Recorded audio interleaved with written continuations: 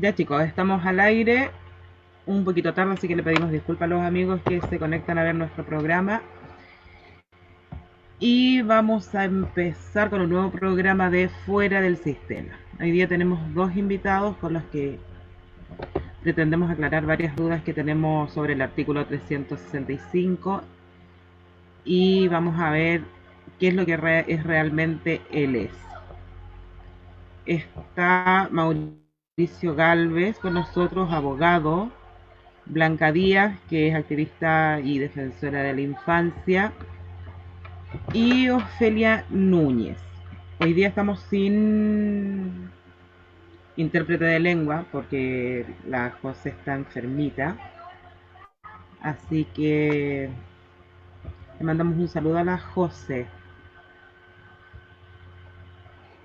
Vamos a empezar con la Blanquita, ya que ella es activista, para que la Blanca nos explique un poquito qué es lo que es el ESI, que hoy en día se ha hablado tanto de ese tema.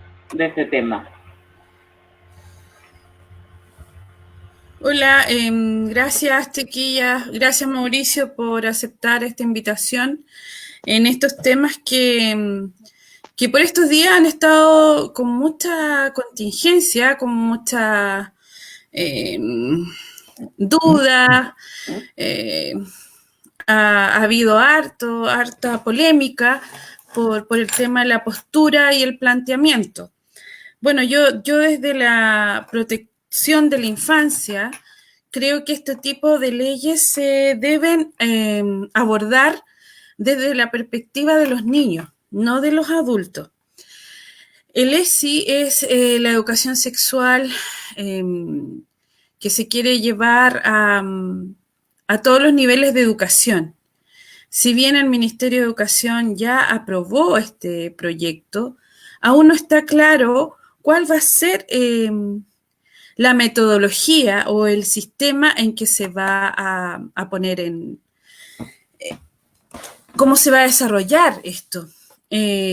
Hace poco, Camila Vázquez, madre de un niño de 3 años, se sorprendió porque en el jardín infantil le pidieron que comprara el libro Conociendo mi cuerpo y mis emociones, ¿ya? Y en la portada aparece un texto que dice Educación sexual para padres y niños. Pero el contenido era masturbación, la relación sexual, el coito, el orgasmo, con un lenguaje erótico e imágenes acordes al texto. Entonces, esta madre lógicamente se horrorizó, porque como un niño de 3 años va a estar recibiendo este tipo de información.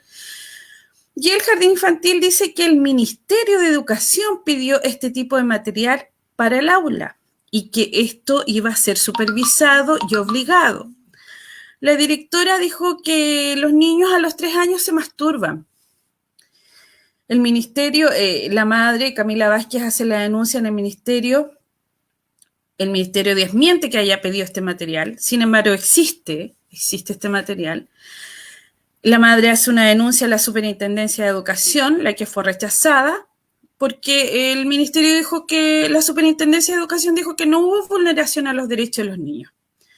Se puso un recurso de reposición, que ahí Mauricio después nos puede explicar, y también fue rechazado. Entonces, el temor que hay es cómo este sistema de educación sexual integral va a ser puesto en escena con nuestros niños. Yo estoy sumamente de acuerdo de que Chile debe tener una educación sexual responsable, una para prevenir el aborto, o sea, el aborto en jovencitas. Creo que hoy en día las niñas están iniciando su actividad sexual antes de lo que nuestra generación lo hizo.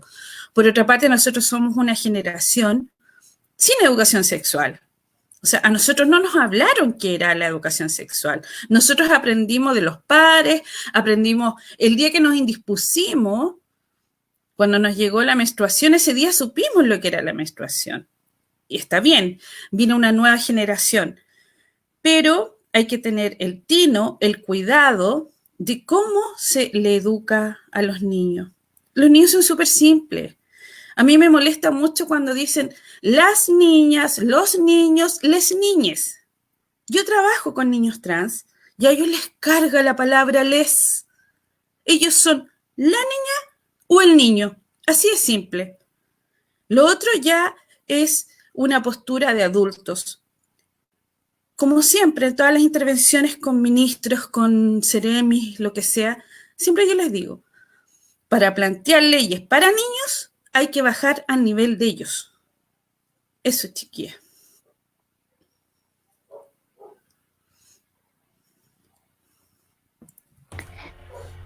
Vamos En la a... parte legal, ¿nos puede asesorar Mauricio?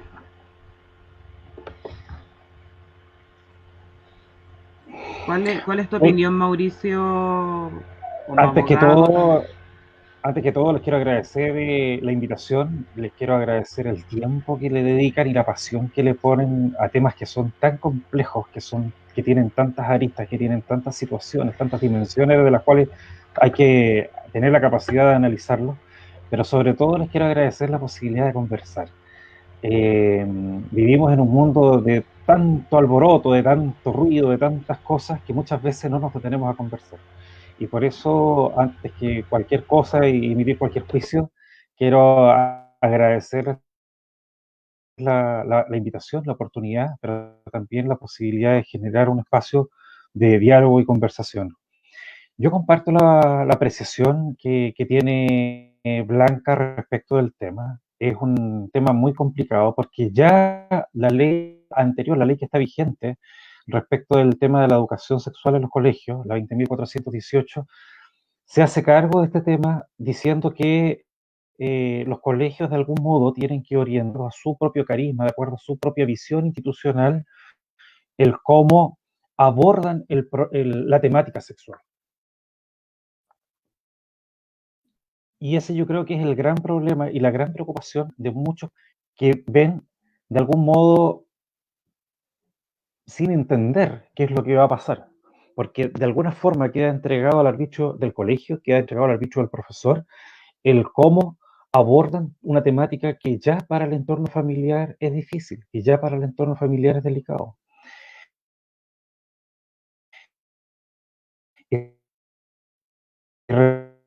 Respecto a una ley que de alguna forma se haga cargo de esta problemática, yo siento que no se hace tan cargo.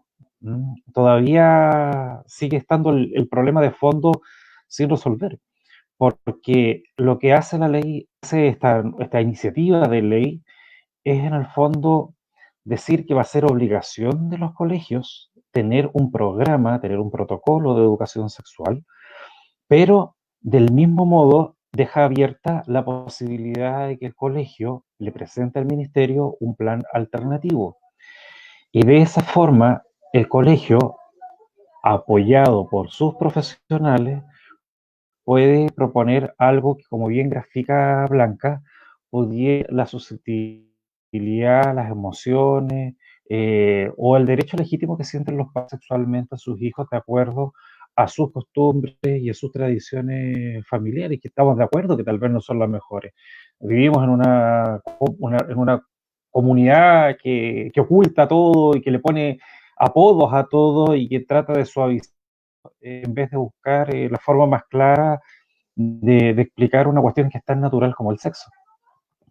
Pero siento que en el fondo vamos a quedar de algún modo expuestos a que los colegios, los profesores que están a cargo, porque sabemos que finalmente, al final del día el director no es quien va a definir la política y tal vez no va a hacer la bajada ni a los centros de padres ni a los centros de alumnos.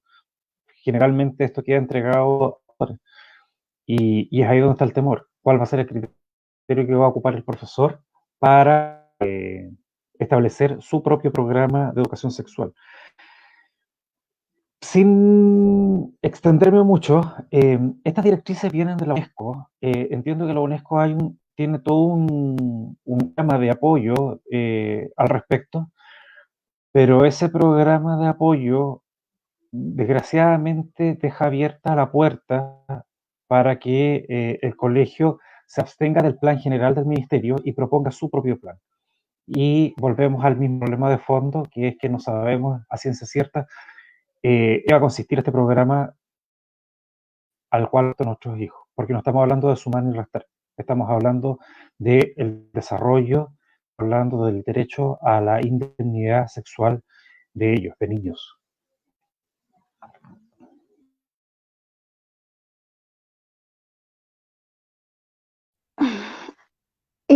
Digamos, lo que estamos hablando de ese ha ocasionado muchas aristas y mucha, digamos, controversia dentro de los padres que no aceptan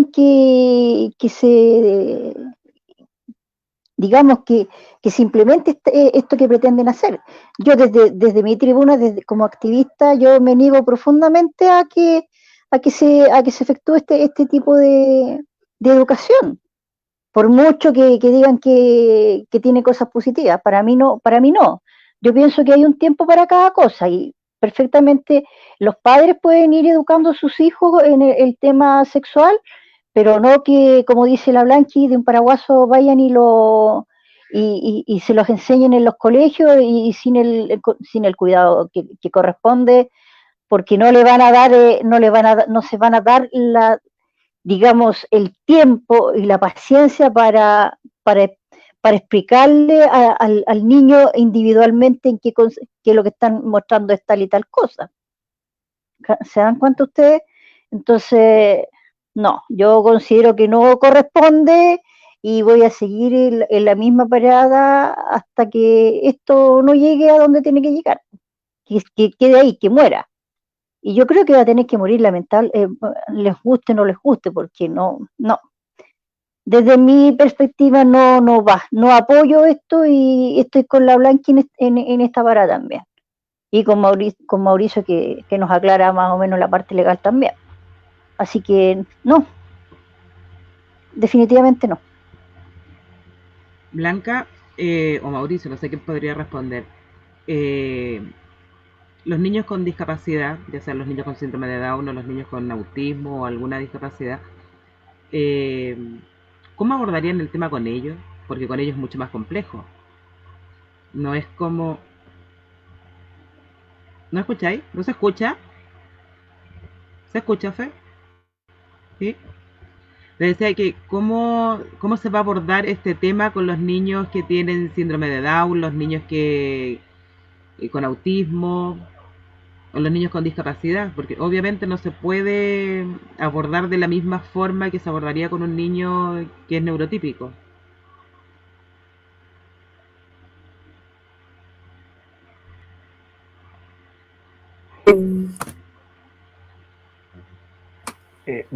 Cuando hablamos Blanca, ¿respondes tú primero? Sí, cuando hablamos de esta ESI, hasta el día de hoy yo no he visto ningún programa de trabajo. Sé que ese libro, Conociendo mi cuerpo tan bullado, este libro tan bullado de editorial Comicron, creo que se llama, Omicron, algo así, dice en la venta en línea más 12. O sea, ¿por qué los jardines lo están usando si dice más 12? ¿Ya? No hay textos para infantes, hay textos de libros de cuentos que son súper buenos, pero yo no he visto ni un planteamiento claro. He visto los movimientos feministas que dicen no por una educación sexual no sexista, no patriarcal. Pero es que, oye, los niños no entienden de eso. La vida de los niños es súper simple. Entonces, en cada ley que se hace, estamos complicando con conceptos de adultos la experiencia de los niños. Los niños son súper simples. Si un niño es trans y su sistema o su opción de vida es ser niña, para los niños es una niña o es un niño, es así de simple. Yo estuve investigando y en Argentina pasaron por lo mismo que nosotros, ¿ya? Pero en Argentina el mismo Ministerio de Educación presentó el proyecto preescolar. ¿Y en qué se basaba? súper claro en que el niño debe conocer en la primera infancia, debe reconocer las diferentes partes externas de su cuerpo, conocer su identidad propia, cuidar su cuerpo y el de los demás, adquiriendo hábitos de sana convivencia y de sanidad también. Expresar a través de los diferentes lenguajes, expresión corporal, música, plástica. O sea, es un proyecto muy completo, cosa que yo no he visto en Chile. Acá se puso nomás, oye, no, hay que la educación sexual integral y vamos a los chilenas, po. En el camino tomamos la bicicleta y vamos pedaleando. Y no es así, po. No es así. Porque ¿sabes qué? Que en Chile hay libertad de culto. Yo no puedo pasar por encima de la libertad de culto. Hay papás que son progresistas, que son realistas, pero hay papás que no, po. Entonces vamos a empezar con la segregación desde la primera infancia. El tema es cómo conversamos, cómo llegamos a un acuerdo para que los niños en la primera infancia se reconozcan como tales y vaya esta progresión de la mano de los padres. Por ahí dicen, no, es que resulta que están equivocados los papás con que los hijos son de ellos, no, porque él es el Estado el garante de los derechos. Perdón, ¿de cuáles derechos me están hablando? ¿De cuáles derechos? Si los niños no tienen derechos, si tienen acceso a la salud, pero no la oportunidad. Tienen acceso a educación, pero no la oportunidad. Entonces, Chile mal puede hablar de que él es garante de los derechos de nuestros niños.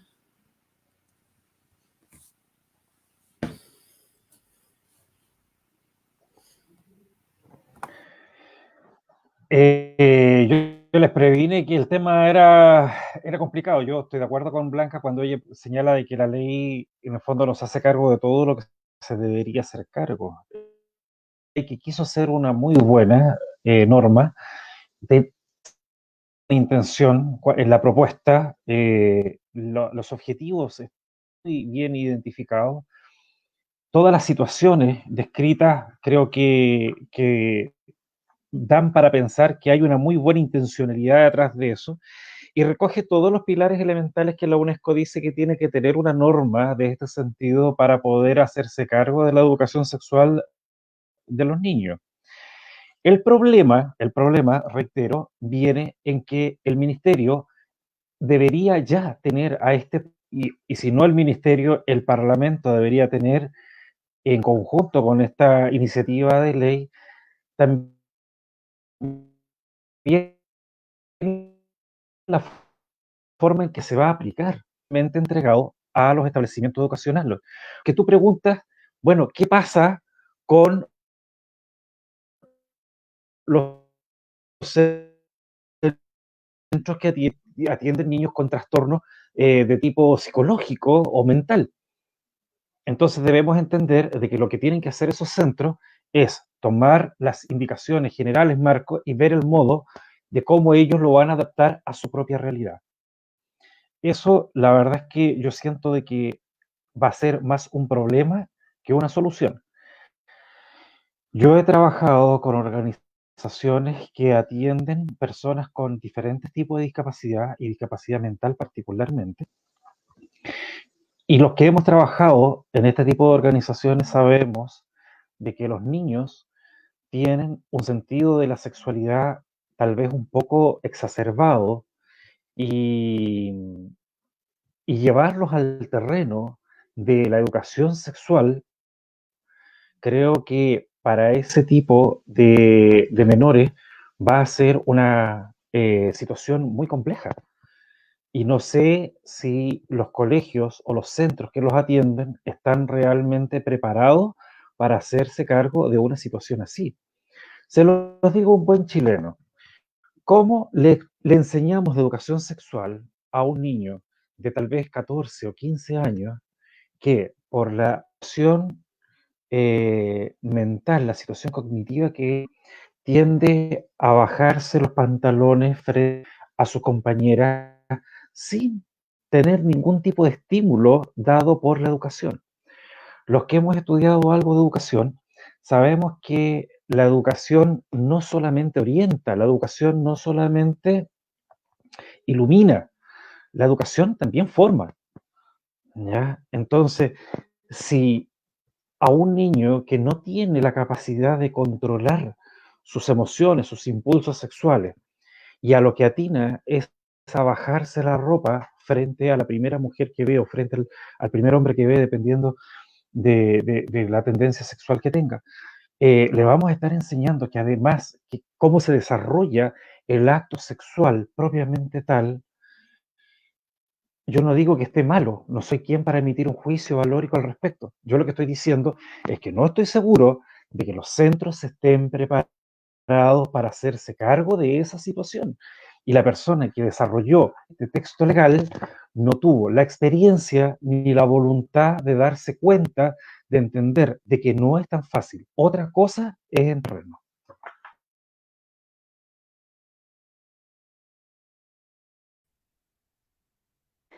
Eh, ¿quién fue el gestor de esta idea? O sea, ¿quién le impulsó? Porque sabemos que una de las que impulsa es la diputada Marzán, si no me equivoco, Blanquita. Es Bellolio, uno de ellos es Bellolio. Te digo al tiro, espérame. Mauricio, en los documentos que compartimos salía, esto fue presentado en 2 ocasiones, en 2 comisiones. En los papeles que te envié, en los documentos que te envié sale, espérame un poquito.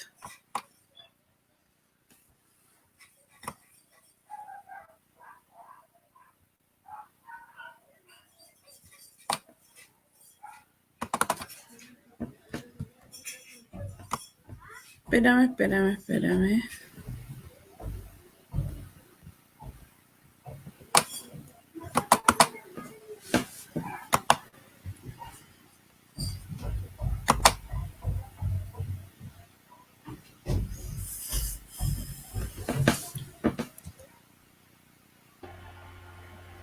Mientras los encuentran, les voy a leer unos comentarios que hay acá. Sí.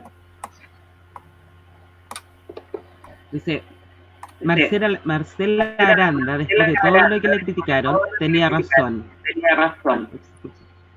Ella hablaba de estas intervenciones nefastas en pro de la igualdad. Acá está quitando todos los valores fundamentales que salen desde el hogar. Estas leyes solo vienen a empeorar nuestra juventud. ¿Hasta cuándo suavizamos estas egocéntricas algunas?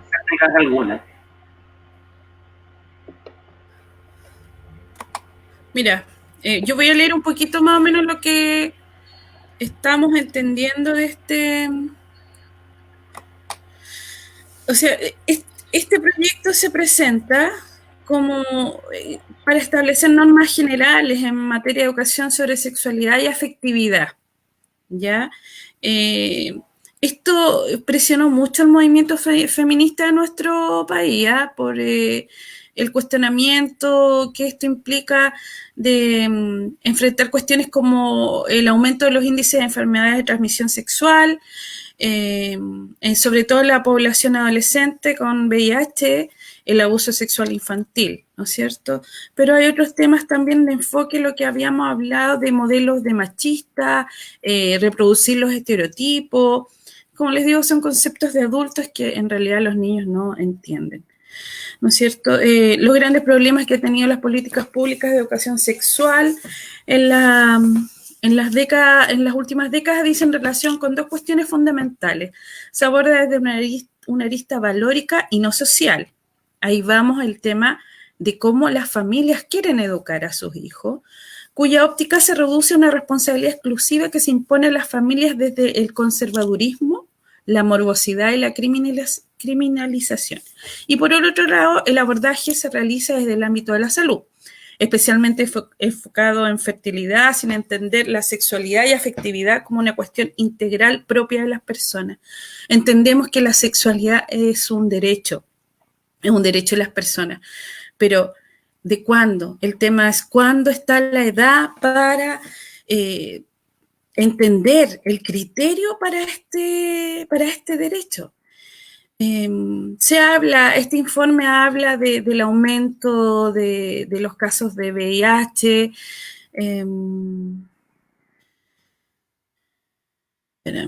de cifras negras, bueno, como se sabe que el Estado nunca va a dar realmente las cifras como son. Pero yo vuelvo a decir, o sea, en la primera infancia, a mí me preocupa la primera infancia. Me preocupa cómo le hablo yo de sexualidad a los niños cuando yo creo que lo primero es hacerlos responsables responsables de su cuerpo, darle las herramientas de autoprotección. Yo creo que de ahí parte, todos sabemos que un niño que es abusado ya pierde el rumbo, pierde el objetivo, y volver a deconstruir, volver a armarse de nuevo, no, a mí no me parece que nos preocupemos sobre los intereses de los adultos sin preocuparnos del interés de los niños.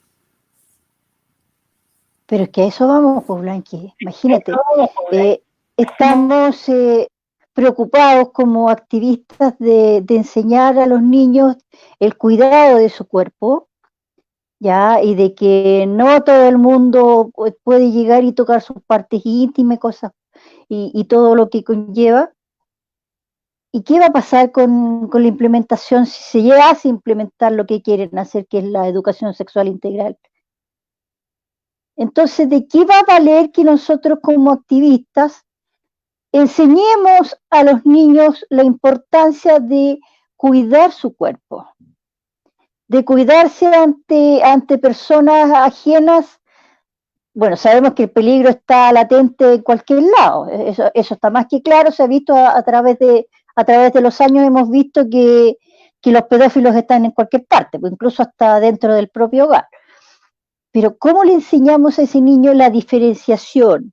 Si le van a estar enseñando una cosa desde mi perspectiva aberrante, dada la primera edad estoy hablando yo, que es tan importante, ¿cachai? Es como súper importante esa parte. Para mí la primera etapa de los niños es algo como tan lindo, tan puro.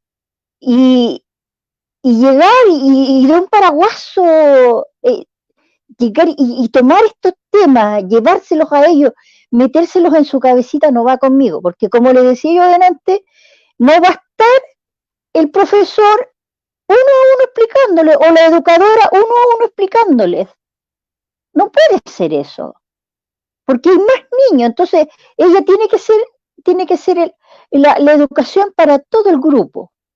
No va a estar, como te digo, individualmente. Entonces, no puede ser. O sea, aquí tiene que existir una metodología, pienso yo, para educar sexualmente a los niños, pero no a través del colegio.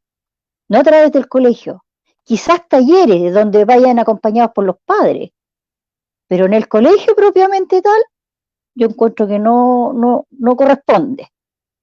Y no solamente lo digo yo como activista, sino que lo dicen mamás que se han interiorizado hacia grandes rasgos en esta cuestión que quieren, perdón, en esta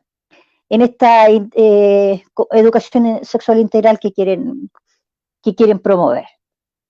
Eso.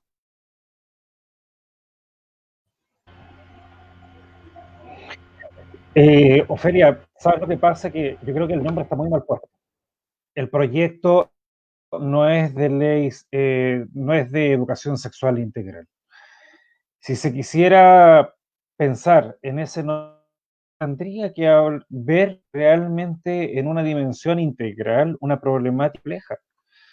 Yo entiendo la buena intención, entiendo que es la necesidad de discutir este tema y proponer esta ley para poder adecuar la legislación nacional a los tratados. Entiendo de que hay un tremendo problema en la educación, el tema de la discriminación de la niña que es un poco masculina en su actuar o del niño que es un poco femenino en su proceder. y esos niños son brutalmente agredidos psicológica y físicamente. Y entiendo que además esta ley lo que viene a buscar es que el espectro mental de la idea de sexualidad sea más amplia, sea más tolerante y sea más comprensible con todos, de tal de que los temas sexuales no sean tan tabú y no sean tan atractivos desde el punto de vista malicioso para los niños, con el propósito también de que no se molesten ni se produzcan este tipo de situaciones.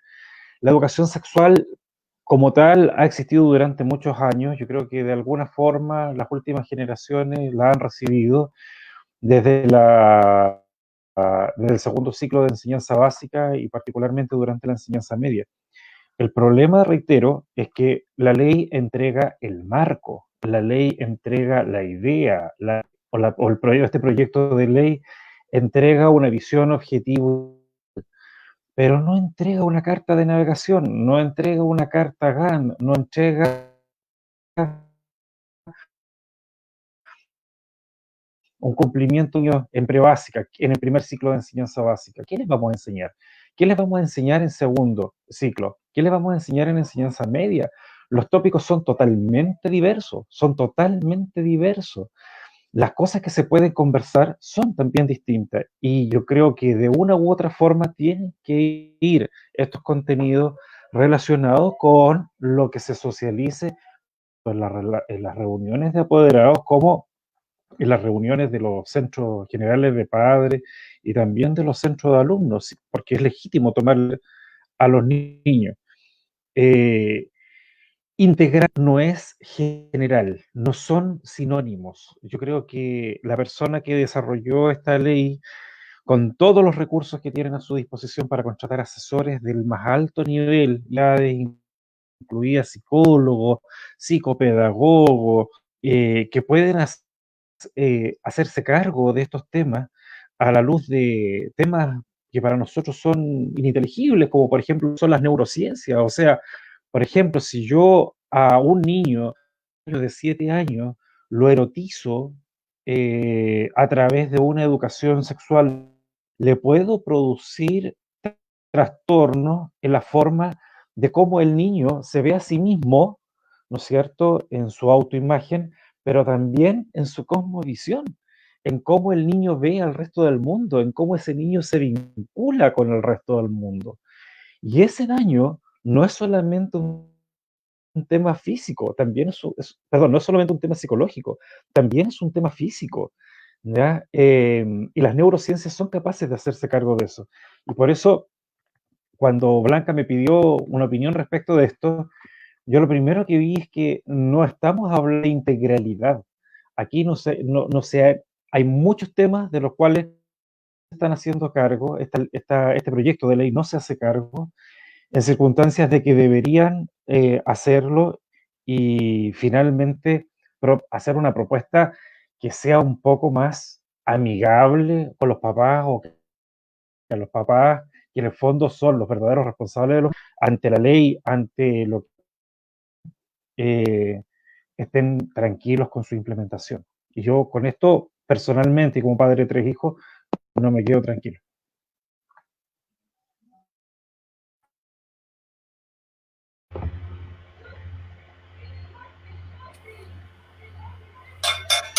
Chicos, el cacerolazo por Antonio Barra. Antonio Barra, estamos contigo y con tu familia. Chile está con ustedes, con la familia de Antonio.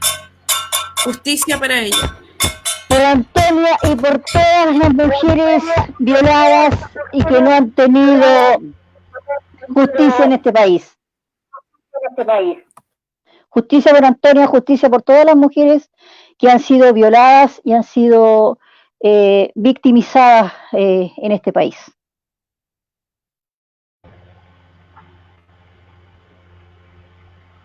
Cacerolazo, ahí no estaban recordando. Oye, acá voy a leer unos comentarios que tenemos.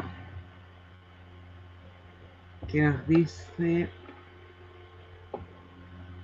Podría como padre pensar perfectamente que los que están detrás de esto son pedófilos activos.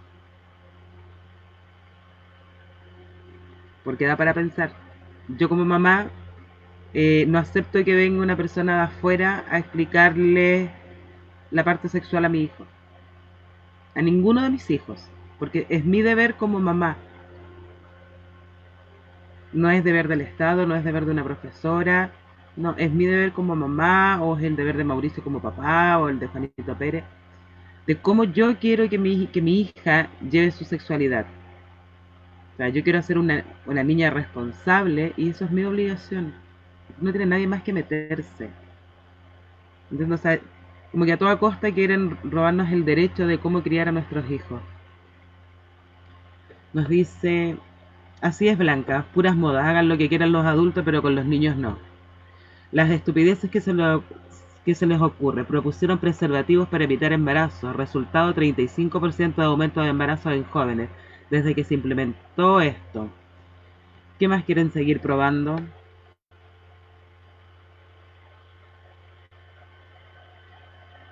Los niños no son ratones de laboratorio. Nadie es ratón de laboratorio. Lamentablemente aquí en Chile sí.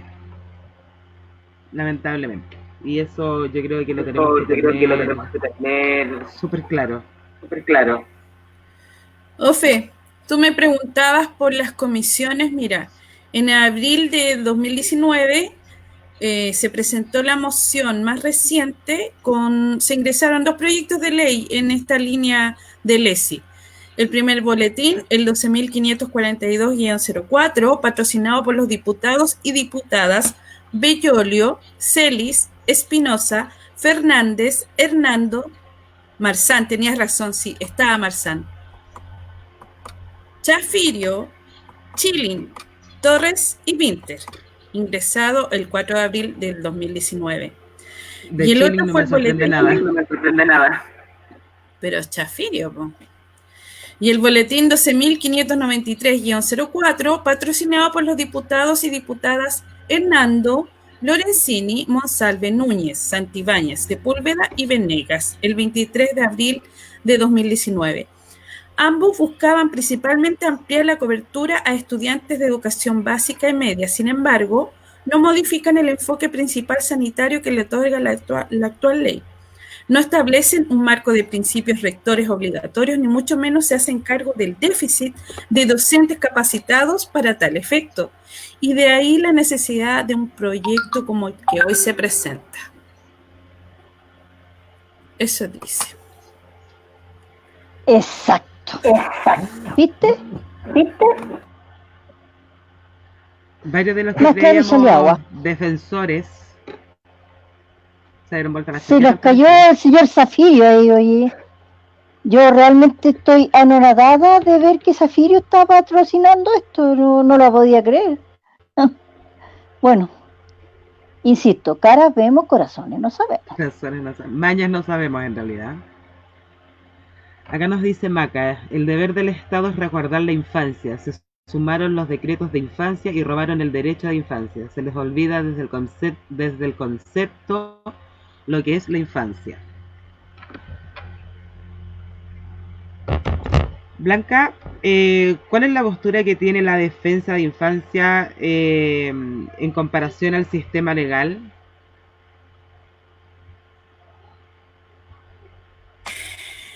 Bueno, desde la sociedad civil puedo expresar de que los intereses por salvaguardar y proteger a los niños son totalmente distantes. O sea, hay muchas leyes que se amparan en velar por el bien superior del niño y no es así. Tú bien lo sabes, en la ley que trabajamos tantos años con licencia para cuidar y se aprobó ley sana que nos dejó afuera el 80% de los niños, entonces nunca fue una ley que protegió. Como les reitero, o sea, ves que a mí me toca estar en una comisión o hablar directamente con ministros, senadores y diputados, es, por favor, piensa en que la ley es para tu hijo, aunque no ocupes el sistema público, aunque tu hijo no vaya a un colegio municipal, pero piensa cómo ¿cómo lo harías si tu hijo disfrutara y tuviera derecho a ese beneficio? O sea, la postura de los defensores de infancia es totalmente opuesta al sistema legal. Yo no veo que haya ahí una convergencia, un punto de encuentro con los reales intereses del niño. No sé qué opina mi amigo Mauro.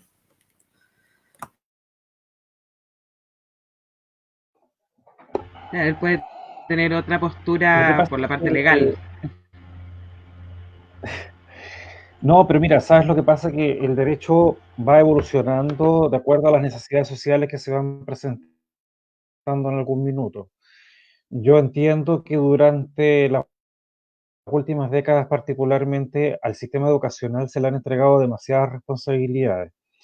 Y de alguna forma, muchos padres también están entregando o cediendo este control en los colegios. De esta forma, el sistema legal, el Estado a través del sistema legal, da responsabilidades al punto de creerse la obligación de hacerse cargo de una cuestión tan sensible. Y eso, ojo, que no es una tendencia nacional, es una tendencia internacional. Ciudadanos en el mundo hoy día se están haciendo cargo de estos temas.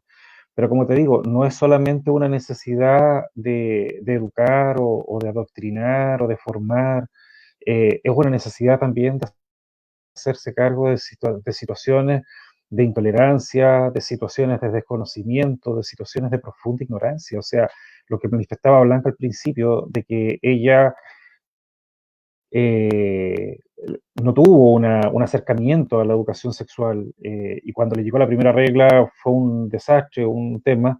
Eso lo he escuchado de muchas personas, personas que también tuvieron embarazos no deseados, personas que tuvieron enfermedades de transmisión sexual porque no entendían cómo funcionaba esto. Entonces, ¿sabes cuál es el problema de fondo que yo veo? Que es que para los papás que de alguna forma estamos comprometidos con la educación de nuestros hijos, que participamos de todas las actividades, que vamos a todas las reuniones, de alguna forma también nos sentimos que nos invaden nuestro espacio al proponerse esta educación sexual en términos generales para todos los niños. Pero también hay un universo no menor de niños que no cuentan con el apoyo de sus padres y para los cuales la única posibilidad de entender o de conocer de enfermedades de transmisión sexual y de evitar embarazos no deseados es precisamente a través de la educación sexual. Yo siento que la educación sexual en buena onda creo que es buena y creo que es necesaria. Siento de que el espíritu de la ley es noble, es bien intencionado. El problema está en que deja demasiados espacios abiertos, deja nudos sueltos, deja muchas ventanas para que, como manifestaban ahí las personas que están tomando contacto a través de los mensajes, manifestaran, o sea, pues perfectamente, imagínate lo que podría ser esta ley en manos de un profesor pedófilo, existen, o sea, han habido denuncias, que sea una ley tan abierta, tan ambigua, en manos de personas inescrupulosas que perfectamente quieran tomar algún tipo de ventaja.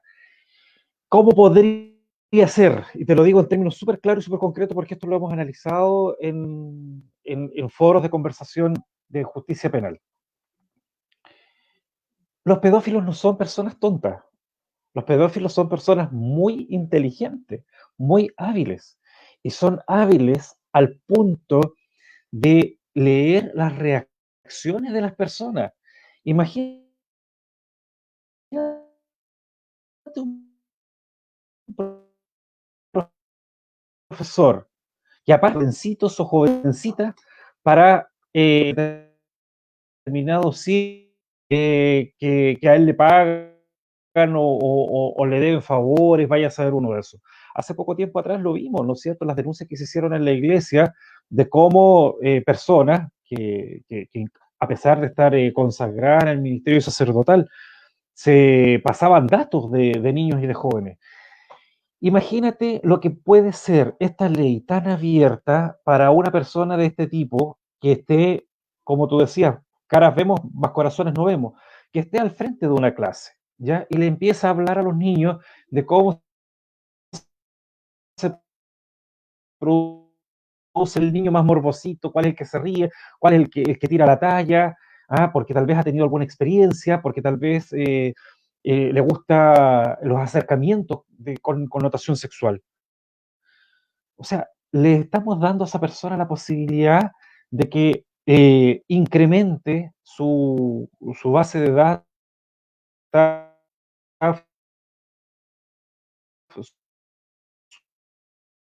su potencial, ¿ya? Perdón si me voy para otro aspecto de que el tema realmente da mucho, y una ley tan incompleta o una propuesta de ley tan incompleta como esta, lo único que hace es sembrarnos.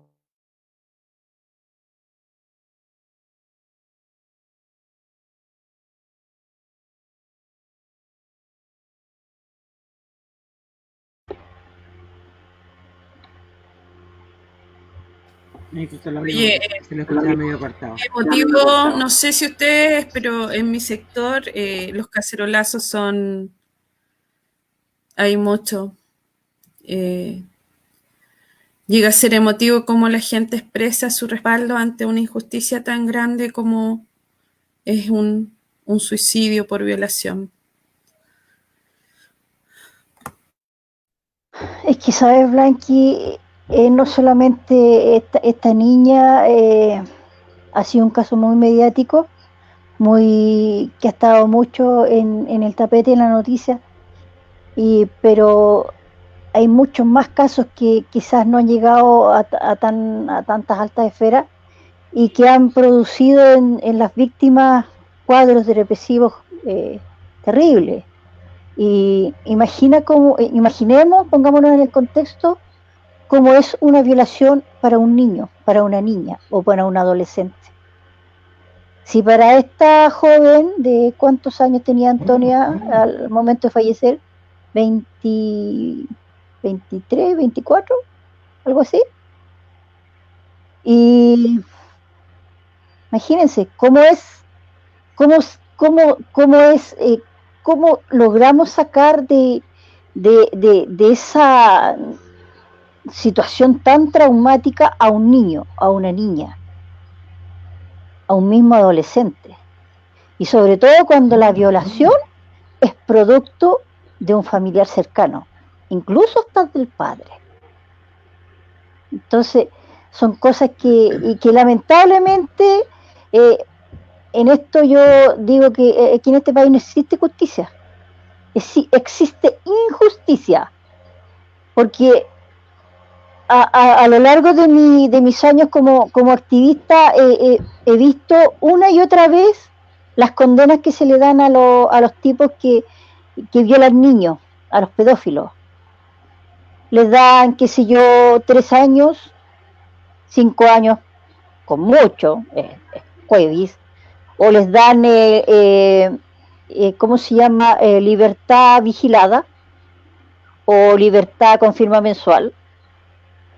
Entonces el tipo sigue haciendo de la suya como quiere nomás. Se pasa en el sistema por la mejor parte que les parezca. Porque aquí no hay fiscalización, seamos bien honestos, no hay fiscalización. Tampoco se actualiza el famoso registro. Aquí mismo en San Fernando tenemos dos muñequitos que están en este minuto libre por las calles. También tuvimos un caso muy parecido, de las mismas características que las de Antonia, que fue una profesora de acá, una joven madre, y que fue violada, que fue la chica Marín. Fue violada también, y producto de esa violación y de que no se hizo justicia, produjo en ella lo mismo que provocó en Antonia, y se terminó suicidando. Y no ha habido justicia para Gabriela Marín, no ha habido. Y esperemos que con Antonio no pase lo mismo. Esperemos que de una vez por todas cambien. En nosotros está en que las leyes cambien. de que una Claro, vez por también todas cambien. está también en lo que vaya a pasar de aquí para adelante y en poder llegar a tener una nueva constitución, quizás. Pero vamos a seguir con Exactamente. el tema porque me interesa que toquemos lo que es el artículo 365, Blanca. Que nos expliques bien en qué consiste. Ay, pucha, que me ha costado hasta lágrimas mi postura, porque es terrible. O sea, de repente la gente opina y a mí me dicen xenofóbica, homofóbica, o sea, todo lo fóbica soy yo, ¿cachai? Pero yo siempre voy a hablar desde el punto de vista del activismo y lo que significa derogar este decreto, este artículo, perdón. Voy a ser súper majadera, o sea, a mí no me lo contaron. Yo hablé con Rolando Jiménez y aunque él ya no esté en la dirigencia del móvil, yo quedé muy espantada con la explicación que él me dio al él solicitar la derogación de este artículo, que fue un compromiso de campaña de Piñera desde el primer periodo, ¿ya? Por esta postura, Jiménez, recuerden que fue expulsado de varios conversatorios y congresos al él postular que en Chile el amor entre un adulto y un niño no debiera ser un delito. Yo lo entiendo, un niño o niña de 16 con uno de 20, 21, pero no, o sea, al derogar este artículo, estamos abriendo una caja de Pandora que va a tener consecuencias terribles, terribles. ¿Por qué? Porque como dice Mauricio, el pedófilo tiene una filosofía de vida. Para él no es malo lo que está haciendo. Tiene un plan de vida, tiene un plan de acción.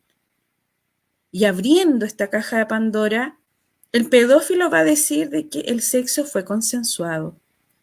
Me gustaría que Mauricio nos hablara de este decreto, o sea, de este artículo 365 y el bis, que en realidad viene del año de la pera, 1847, algo así, pero que no estamos preparados, no somos una sociedad preparada para derogarlo todavía.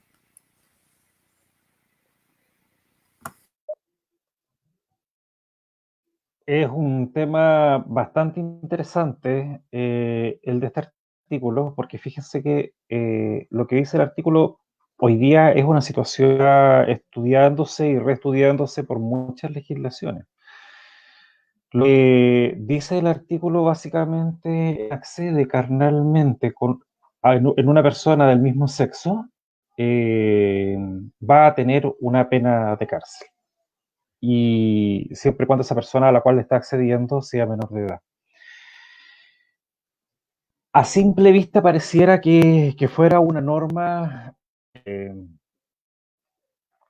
discriminatoria, que pudiera ser muy contradictoria respecto de lo que son los principios generales del derecho, y dentro de eso la igualdad ante la ley. Ya normalmente hablan de la igualdad ante la ley.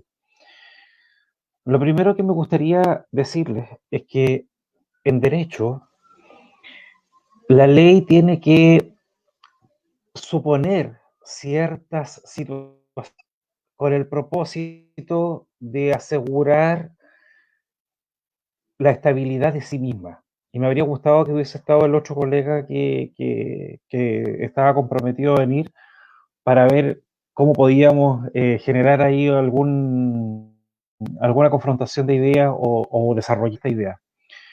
La ley no es igual para todos, que se los diga, pero la ley está llena de estos supuestos fácticos que tienen que ser, pero no son.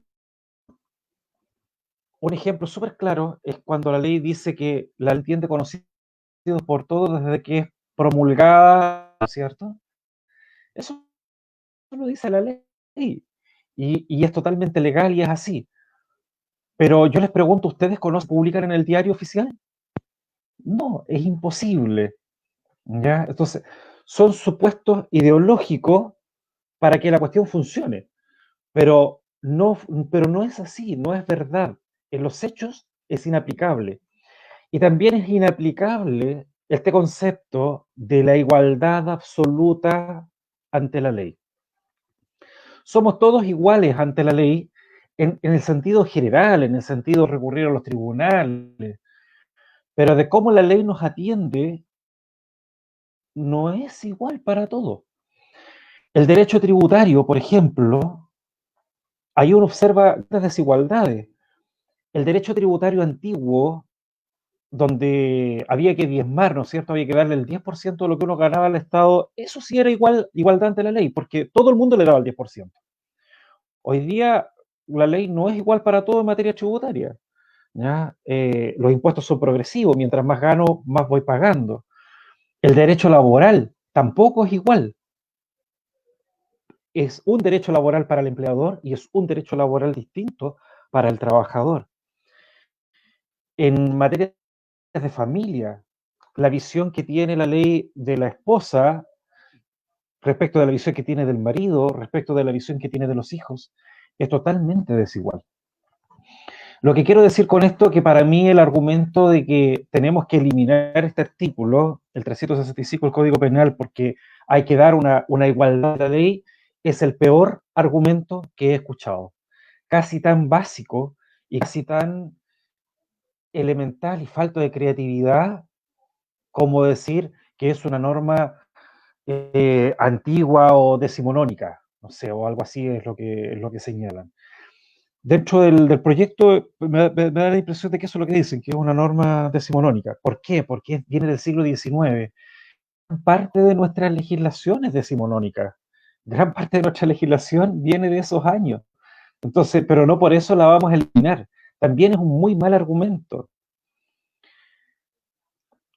No me quiero alargar mucho porque siento que podemos hacer un gran análisis de este tema, pero el tema de fondo acá es que en algún minuto Chile suscribe un convenio internacional en el cual se compromete a analizar la situación del artículo 365 y los efectos que esto estaría teniendo con los menores de edad. Pero el compromiso no fue derogar el artículo 365 como dice el señor Jiménez y como dicen muchas otras personas. El compromiso de Chile fue revisar la situación y los efectos que esta situación estaba generando. Porque al parecer la situación principal, la situación fáctica de fondo, es que un hombre puede estar con una mujer menor de 18 años, ¿no es cierto? 15, 16, 17 años, podría ser. Esa relación no es ilegal. Pero uno de 30, 40, 50 o 60, si está con un niño de 15, 16, 17 años, sí es ilegal. Entonces ellos dicen, bueno, pero esta cuestión es injusta porque no se respeta el concepto de igualdad ante la ley. No, señores, es justa y es igual en la medida de que está al servicio de respaldar a la parte más débil. Y la parte más débil en esta situación es el menor. Y cuando la ley se hace cargo de decir que esta relación es consentida entre un hombre de mayor edad con una niña, es por una cuestión histórica, es por una cuestión de costumbre muy antigua. En la actual situación económica, en la actual situación cultural que nosotros vivimos, también sería reprochable. ¿No sería acaso más lógico extender esta protección que hoy día tienen los niños también a las niñas? ¿No sería más razonable eso? Lo que se alega y lo que se discute acá es que los niños estarían siendo vulnerados su derecho a desarrollarse sexualmente. Y yo les pregunto, ¿cuál es el número de denuncias de niños de entre 15 y 16 años que por haber estado expuestos una sexualidad entre ellos, digamos, una homosexualidad, han denunciado al otro menor. Esta ley lo que protege, en el fondo, yo estoy seguro porque hemos analizado en algún minuto las denuncias, lo que protege es a los menores de edad precisamente de la violación que cometen hombres mayores. Y no tiene por qué ser igual para niños que para niñas. Eso es otro reflejo de una visión ideologizada e ignorante. Porque es que todos los estudios, todo el raciocinio del desarrollo sexual establece de que los hombres somos más atrasados en nuestro desarrollo sexual respecto de las mujeres. 3 ejemplos nada más. Los primeros signos de desarrollo sexual en las niñas aparecen de los 8 a los 13 años y tienen que ver con la aparición de los botones mamarios. Eso han identificado los científicos como el primer signo de desarrollo sexual. El primer signo de desarrollo sexual en los hombres, que tiene que ver con el desarrollo del escroto y del óvulo, aparece entre los 11 y en algunos casos hasta los 17. O sea, estamos hablando de 2 a 4 años después que las niñas. Respecto del desarrollo, el estirón, el desarrollo más fuerte, entiendo que en el caso de la niña aparece entre los 11 y los 13. En el caso de los niños, de los 13 a los 15. ¿Ya? Y la modelación del cuerpo que se da en las niñas entre los 11 y los 15 años, en los varones aparece recién entre los 12 y los 17. Eso no lo digo yo, y es un tema que entiendo que hay consenso muy amplio respecto de ese tema, y aparece en las etapas de Tugman, en las 8 etapas de Erickson, en la escala de James Tanner. O sea, hay mucha literatura al respecto. Entonces, no entiendo por qué los niños tendrían que gozar de un privilegio en la misma edad de las niñas. Creo que todos los argumentos que se dan son malos. Sin embargo, sí creo que ese artículo hay que derogarlo. Pero no hay que derogarlo de una manera simplona, de una manera básica, de una manera por cumplir, sino que hay que derogarlo reemplazándolo por un sistema de protección a los niños y a las niñas. Porque lo que pretenden hacer al derogar este artículo no es que tengan libertad sexual los menores entre ellos. No es para que esté un niño de 15 con un niño de 15. No es para que esté un niño de 16 con uno de 17. Es para que estén hombres de 40, de 50, de 80 años con menores de edad.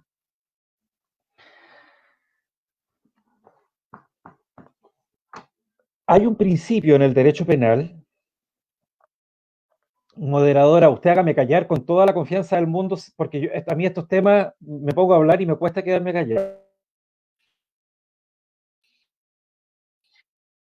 Dale nomás, con toda El confianza. principio pro reo. Instrúyenos.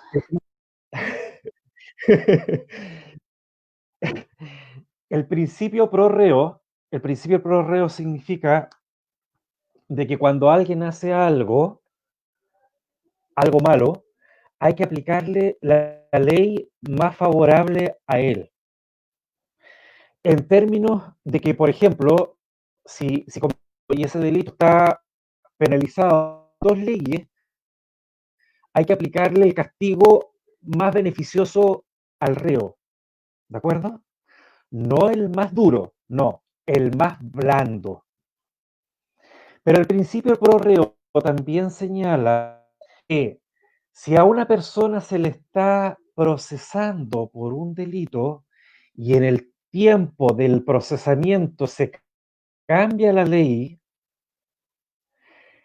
y se baja la condena, hay que aplicarle esta nueva condena más baja. Y si el delito se elimina como un tipo penal, como una figura delictual, esa persona queda totalmente exculpada de todo lo que hizo. A mí me habría gustado tener en este panel a alguien que estuviera a favor de este artículo. Así, a seca, sin ningún análisis, de una manera simplona, como digo yo. Porque yo a esa persona le habría preguntado, ¿usted conoce el caso Caradima, el caso Cox y varios otros casos de hombres adultos que violentaron sexualmente a jóvenes? Si este artículo se deroga hoy día, Blanca, Patricia, Ofelia, si este artículo se deroga hoy día, todo el proceso Cox pasa al olvido. Porque de acuerdo al principio pro reo, todo lo que habría hecho no es penalizado. Yo le preguntaría a la diputada Marzán, ¿usted no está consciente de las consecuencias de de la derogación de este artículo? ¿A quién beneficia este artículo? ¿Beneficia a dos jóvenes de 15 o 16 años? ¿O beneficia directamente a un montón de pedófilos que hoy día están asustados porque en cualquier minuto alguien los pudiera denunciar?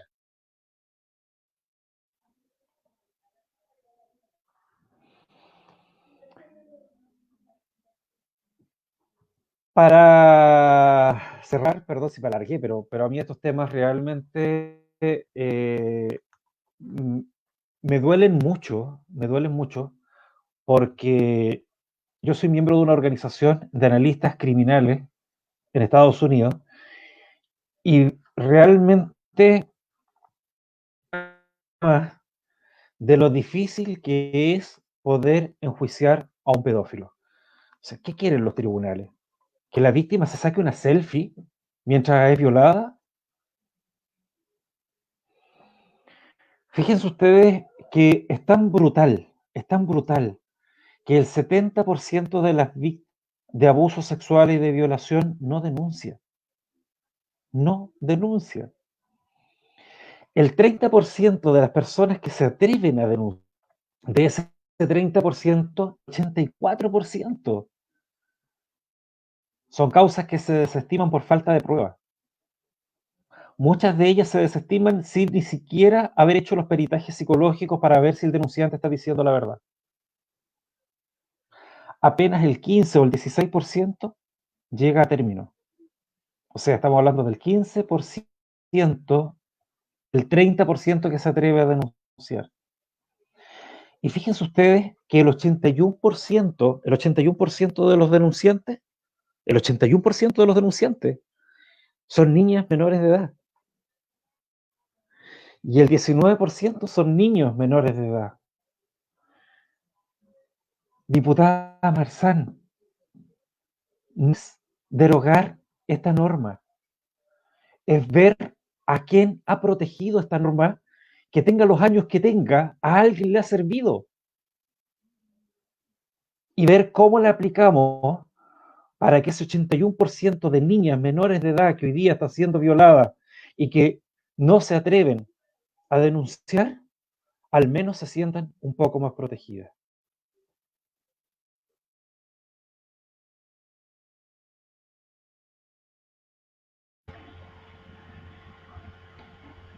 Bueno, chiquillos, es un tema súper interesante que da para mucho. Pero lamentablemente tenemos 1 hora de programa, pero vamos a dejar la invitación para la próxima semana para que podamos seguir con el tema y seguir aclarando varias dudas, porque por ahí igual nos llegan mensajes diciendo que derogar este artículo es abrirle la puerta a los pedófilos. Así que creo que todavía quedan muchas cosas que aclarar para todos, porque todos estamos aprendiendo también de estos artículos y de estos nuevos proyectos que sacan. Pero sí, antes de irnos y de darle las gracias a ustedes, quiero saludar a mi amiga Blanca. La Blanquita fue nominada al Premio Nacional de Derechos Humanos. Si bien no ganó, aquí creo que lo importante es la nominación que ella tuvo por el gran trabajo que ha hecho siempre. Yo a la Blanca ya la conozco hace muchos años. Bien. Sé la calidad humana que tiene la Blanca, sé lo jugada que es por las causas que ella defiende, sé cómo ha luchado por una salud digna acá en Chile, por la infancia, y amiga, orgullosa de verdad de ser tu amiga, de conocer tu trabajo y, y de tenerte hoy día con nosotros y poder decirte obviamente que me sentía orgullosa de la nominación que habías tenido. Así que Señora Blanca Díaz. tiene que seguir así, amiga, porque la próxima vamos a... Ahí vamos La a próxima salir ganamos. y va a ganar. Blanca, Eh, no te queremos. Te requeremos. Rodrigo, yo creo que todas esas preguntas las vamos a dejar para otro programa, que vamos a tener a los mismos invitados y vamos a ver si podemos invitar a alguna persona que, como para hacer un debate ahí más entretenido. Bueno, el Para que otro amigo se excusó. podamos... Sí, pero vamos a seguir con el tema así porque es muy interesante. Se Sí. emocionó la Blanquita. Ya, pues, Blanqui, Mi lo amiga del querí. alma. I love you. Linda. Blanca, I love Linda you. Blanquita, Acuérdate lo que te dije el otro día, Blanqui. De las M y las C. Les agradezco, chiquillas. La verdad es que esta nominación es súper importante para mí porque yo no soy homofóbica. Tengo amigos que son gay, que son lesbianas. Yo no soy homofóbica para nada. Yo los adoro. Son parte de mi vida. Mi familia también hay, mi familia, primos. El tema es que yo quiero que los niños lleguen a una identidad sexual por opción propia. No quiero que lleguen a una identidad sexual por tantas veces y reiteradas veces que fueron violados, que fueron vulnerados. Yo creo que la sexualidad es rica, es buena. Cuando hay una sexualidad sana, aunque la echo de menos hace años, pero no es mala, es parte nuestra. Pero creo que los niños tienen derecho a tener eso. Y me da pena porque de repente hay gente que se llena tanto la boca conmigo, ¿sabes qué? Me indigna. Me acusan, tratan de ensuciar mi trabajo tan noble, mi trabajo de 38 años en la calle. Y eso me molesta de gente que tiene esa capacidad tan liviana de hablar de mí sin conocerme. Y bueno, hay que seguir nomás, pues yo entiendo el caballero, yo lo ubico a él de la Vicaría de la Solidaridad, fue un abogado, entiendo que aún estamos con el recuerdo, con el reconocimiento de todos los que hicieron algo hermoso en tiempos de dictadura, yo lo entiendo y me alegro que haya sido él que le otorgaron ese premio y bueno, a lo mejor no era mi tiempo, pues, pero el hecho de ser reconocida igual lo valoro y me hace dar la fuerza de seguir nomás y el resto que se calle. El hecho de que haya sido reconocida, Blanquita, habla súper bien de ti, de tu trabajo, de lo que hay, Oye, Blanca, de lo que hay detrás de todos estos Blanca Díaz. años, detrás de todos los años que tú llevas trabajando en la calle. Y con respecto a las figuras digitales, que se sigan alimentando de nosotros, nada más. O sea, así que Pati, todavía estamos al aire. Señora Pati, ¿me da un segundito, por favor? Blanquita, yo conversé contigo el otro día y te dije, ¿cierto? De las M y de las C,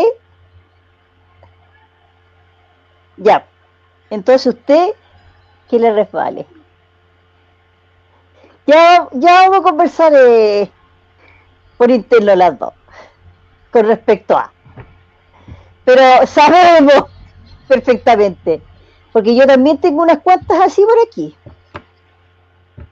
Pero aquí Pero eso lo conversamos por interno porque no creo que a nuestros amigos les interese nuestras conversaciones no, privadas. señora Patricia, fue Así una que, cosa anexa, pequeñita. por eso, le vamos a dar las gracias a Mauricio por aceptar la Un invitación placer. y le vamos a dejar la invitación San abierta también para otra Fernandino. oportunidad.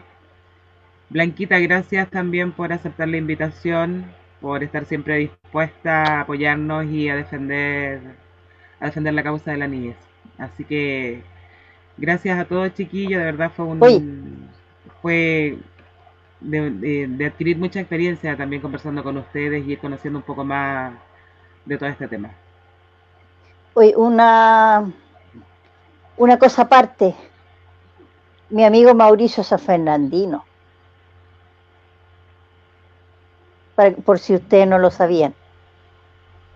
Así que ahí estuvimos antes de empezar el programa recordando cosas. Vamos a seguir conversando del tema, Mauricito. Lo vamos a dar firmado. Cuídate, un Sí, abrazo. gracias, Un Mauricio. gusto. Eres un ser extraordinario, siempre abierto a compartir tus conocimientos, tu experiencia. Yo te adoro.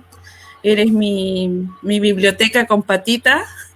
Y gracias por apoyar siempre. Gracias, Negrita. Gracias, Ofe. Los quiero mucho.